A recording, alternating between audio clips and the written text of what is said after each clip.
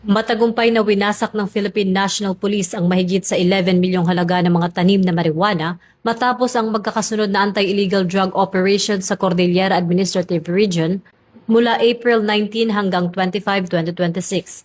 Sa loob ng isang linggo, nakapagsagawa ang mga otoridad ng 16 na eradication operations sa mga bulubunduking lugar na nagresulta sa pagkakatuklas at pagkakasunog sa 18,520 na piraso ng fully grown marijuana plants at 61,470 gramo ng tuyong marijuana na may kabuang halagang humigit kumulang 11 million pesos.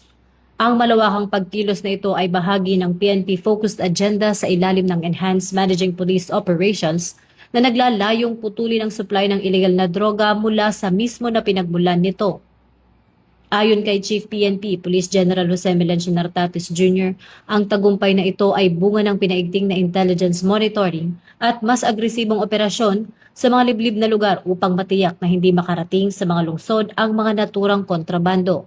Binigyang diin ng general na ang PNP ay mananatiling walang humpay, ngunit laging sumusunod sa batas sa kanilang kampanya para sa isang bagong Pilipinas. Ako po si Patrolwoman Sari Bernales, nagbabalita para sa Police News Network.